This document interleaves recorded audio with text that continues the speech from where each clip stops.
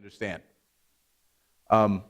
You should have received a blank piece of paper when you came in. If not, would you throw your hands up and could I get some help kind of passing some out? There will always be a few people who we didn't catch, but if we could pass these out to anyone who did not get one. There were lots of jokes that these were my sermon notes. I told them, well, it's still going to take 45 minutes even if the sheet is blank. But I'm going to have you make a list of something while I preach. And so that's what this is for. So make sure you have one. There should be a pencil in the chairs in front of you. But I want to start with a question. What is the thing the Bible tells us most often not to do? What is the biggest deal, the biggest prohibition, the most frequent no in the Bible? Sin? Yes, but not in those terms. Something more specific. What's that? Fear not. There it is. Yep. Gene is recording us and getting the right answer. Yeah, fear not. Don't be afraid. Do not fear. Don't be anxious. Don't worry. It's not lying. It's not murder. It's not sexual sin. It's worry. And we're going to talk about that today. So in the Bible, flip to Matthew 6. When I first got asked to preach this Sunday, I looked at the passages and saw that the gospel was Matthew 6, and I'm like, well, I'm preaching the epistle. I'm not even touching the do not worry passage because it's so hard. And when I sit down to prepare my sermon, I realized if you're worried about preaching the passage on worry, maybe you should preach the passage on worry. So that's what I'm going to do. Turn to Matthew 6, and as we talk through this, I want you to be making a list of the things that you're afraid of, the things that you fear, the things that you are anxious over, the things that keep you up at night or cause your heart to race, or the things that you devote lots of time and money and energy and resources to avoiding. No one will see this list except you. You're going to fold it up. I'm going to invite you at the end of the sermon to come up and put it in the basket that's on the altar. I'm going to move that forward now because I will forget later, just knowing myself. And we're going to offer that to God. And I'll give you a little more details, but just as, so that way if I see you looking down with during my sermon, I will know what you're doing. So make a list of the things that you're afraid of. So Matthew 6, beginning at verse 24. No one can serve two masters. We're going to stop there. We're only 5 words in. We're stopping already. So notice that this does not say no one should serve two masters or no one may serve two masters. What it says is no one can. It is impossible to serve two masters. For he will either hate the one and love the other, or else he will be loyal to the one and despise the other. You cannot serve God and mammon. So mammon is a Greek word that was, before that it was Aramaic, and it means money, wealth, riches, prosperity.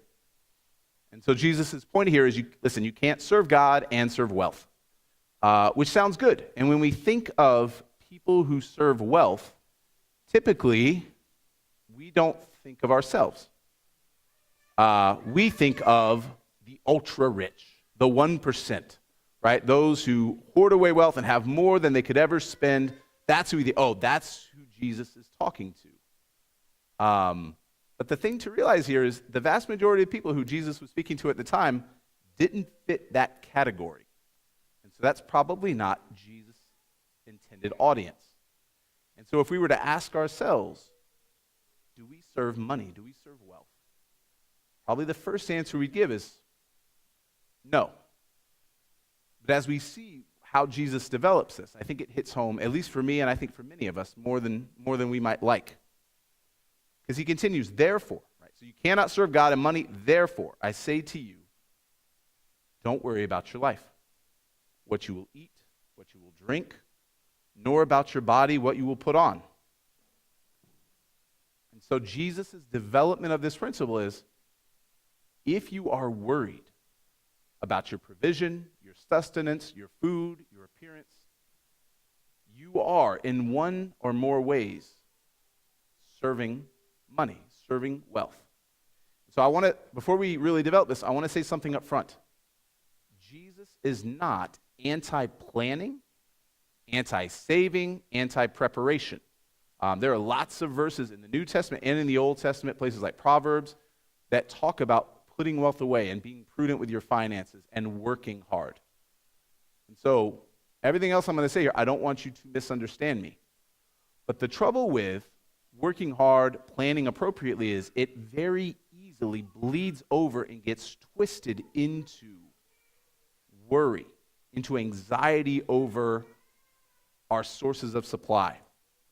So it says, therefore I say to you, do not worry about your life. What it means is, do not have this lasting preoccupation where your time, your money, your resources, your energy go to meeting your physical needs to the exclusion or even to the preference of serving me in my kingdom. Because you can't have it both ways. You cannot have Jesus as your God and have your own personal comfort, security as your God.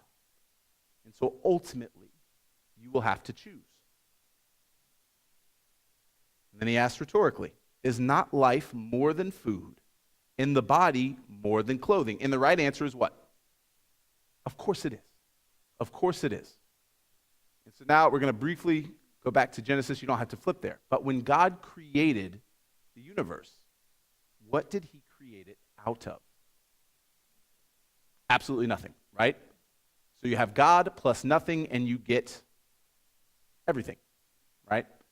And then when the earth is formed, what does God make humanity out of? Dust, the earth, right? Earth stuff. And so what happens, right, if we are this combination of the breath of God, the Spirit of God, and earth stuff, what do you get if you reject or pull back or distance yourself from God? What's left? Dust. And if even the dust depends on God, what do you get if you pull back even further from that? Nothing. So the point that Jesus is trying to drive home and get us to understand is, it isn't something that permits of degrees. It isn't something that permits of a mixture. There is God's way where we are trusting and having faith in him and working in the light of that. And there is the pattern that distances ourselves from God, our thoughts, our cares, our concerns. Worry is the state of our minds when we view the world as if there was no God. When we evaluate our standpoint, our security, as if we didn't have a heavenly Father who was intimately and actively invested in every moment of our lives. And so when we worry about where our next meal is going to come from, and I don't just mean concern and planning, I mean this deep-seated anxiety that if I don't do it, it isn't going to get done. It is a kind of emotional atheism, right? That even if we were to check the right box, there's a way in which I view me, my circumstances, my life that just sort of treats God as if he was irrelevant. And so that's the picture. And then Jesus sort of begins to pile on the examples. Look at the birds of the air, for they neither sow nor reap nor gather into barns, yet your heavenly Father feeds them. Are you not of more value than they? And the answer is, of course, yes. Yes, I am. And if you're me and you struggle with this passage the extent that I do, but I was like, look, birds, they don't have a choice to make in this, right? They're not smart like I am. They just effortlessly depend on God, and they don't have to work. And then Jesus moves on to the lilies of the field, right? They just grow, they just do their thing.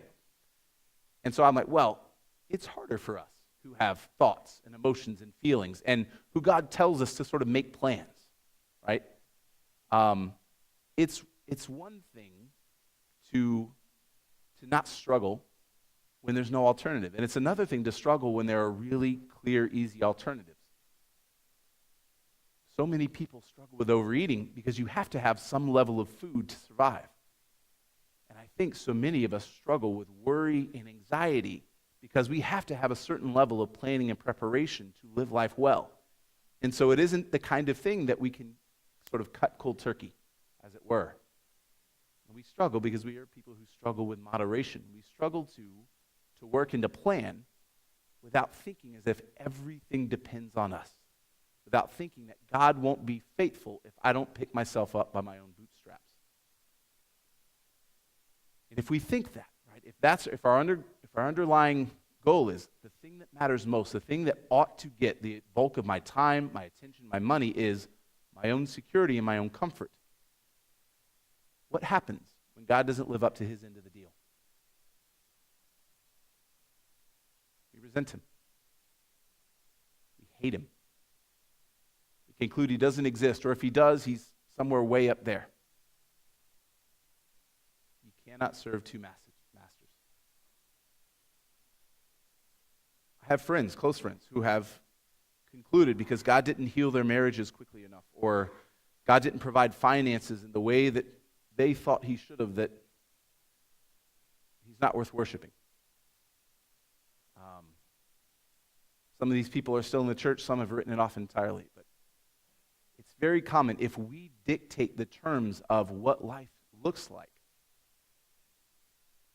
we're going to be pretty angry at a God who doesn't always follow our rules. Which of you, by worrying, can add 1 cubit to his stature? What has worry ever done for you? What has anxiety ever done for you? What has fear got you? We don't use this phrase cubit anymore, but cubit in the Old Testament is the distance from the elbow to the tip of the longest finger. And so roughly 18 inches, they say, right? Obviously, there's a little variation. And so literally what Jesus is asking here is, whoever made themselves 18 inches taller. But it's more of like it's a phrase. It more means who's added a day to their life by worry, right? What has worry over your finances, your supply, has it ever made anything better? And the answer is no. The answer is no. And in fact, the people who are most bogged down, most enslaved, most sick with worry and anxiety has exactly the opposite effect, right? What has worry ever done for you? So why do you worry about clothing? Consider the lilies of the field, how they grow, they neither toil nor spin. And yet I say to you that even Solomon in all his glory was not arrayed like one of these.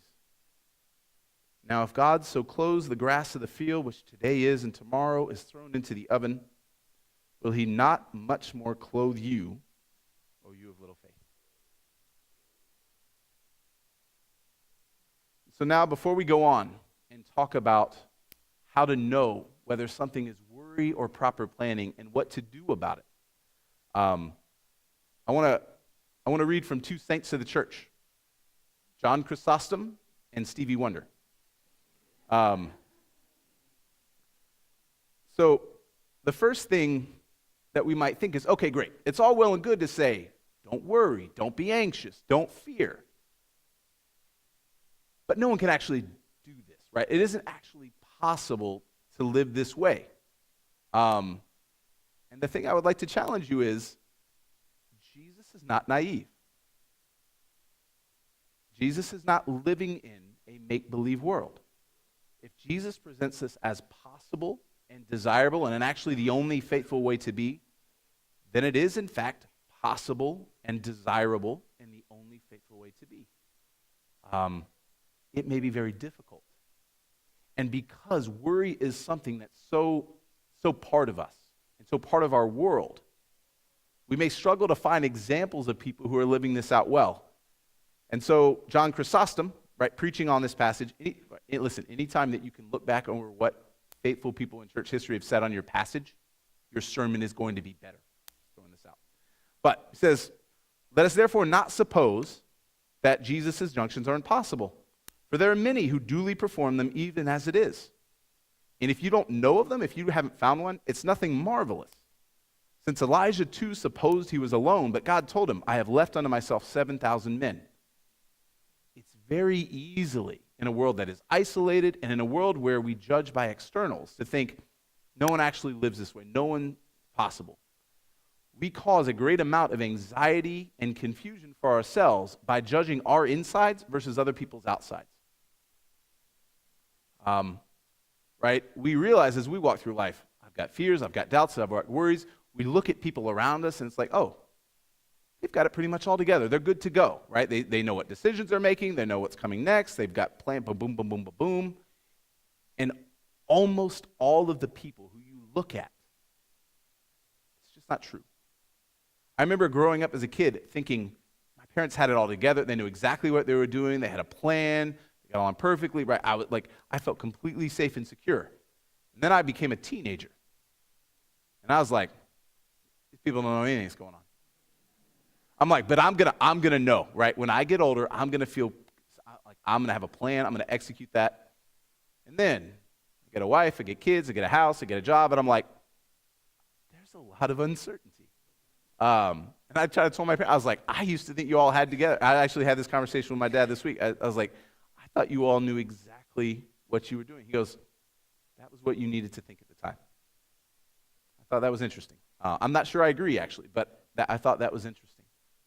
The point is, it's very easy to buy into this lie that we're alone in our worry and anxiety and that it's inescapable. Back to John Chrysostom now. It's manifest, it's clear that even now there are many who show forth the apostolic life, who live this way.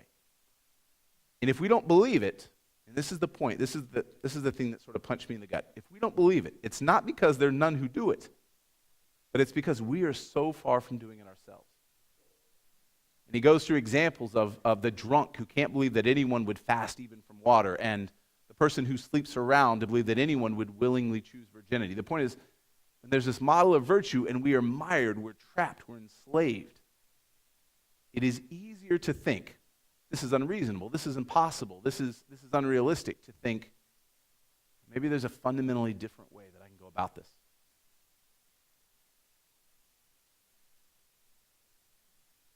Now Stevie Wonder, right? Don't you worry about a thing. Everybody's got a thing, but some don't know how to handle it. Always reaching out in vain, just taking the things not worth having. We cause ourselves huge amounts of anxiety and discontentment by thinking things are necessities that aren't. And by investing lots of time, money, and resources in things that just aren't worth the effort. That the value we place on them is so far from matching their value in real life. So don't you worry about a thing. Don't you worry about a thing, Mama, because I'll be standing on the side when you check it out. And then he moves to sort of our people, our social group. They say your style of life's a drag and that you must go other places. But just don't you feel too bad when you get fooled by smiling faces. Meaning, there are people who have committed their lives to money, security, provision, and though many of them smile on the outside,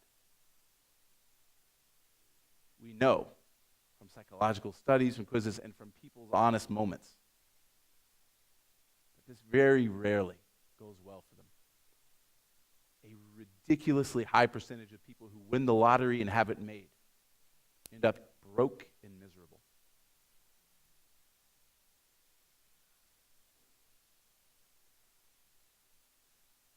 The great lie that Adam and Eve faced and the great lie that we face now is we were never designed, we were never created to live life in anything but perpetual dependence on God. And that's hard for us. When I first started in the Christian life, I thought, okay, I'm going to get healing, I'm going to get blessing, I'm going to get stuff taken care of. Like, I need this much, and then I can run it the rest of the way. And it's false. Right? Adam and Eve's great sin was not that they wanted to know good from evil. It's that they wanted to know good from evil apart from an active, ongoing, dependent relationship with God.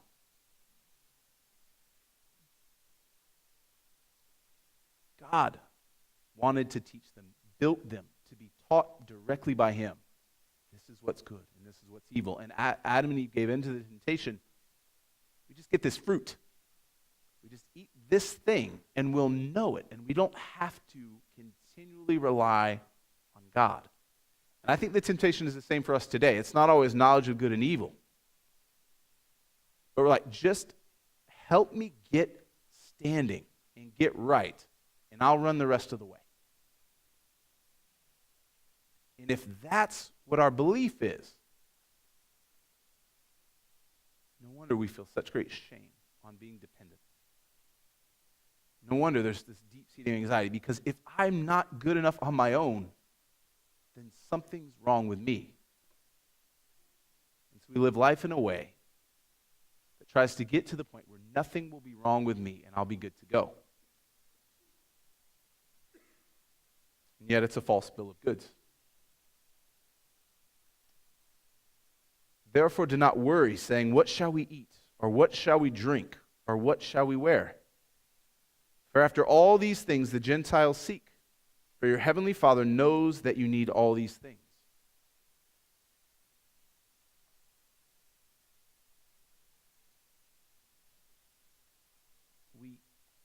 We struggle and we get twisted when we think, if I don't feed myself, no one will feed me. If I don't struggle for myself, no one will struggle for me.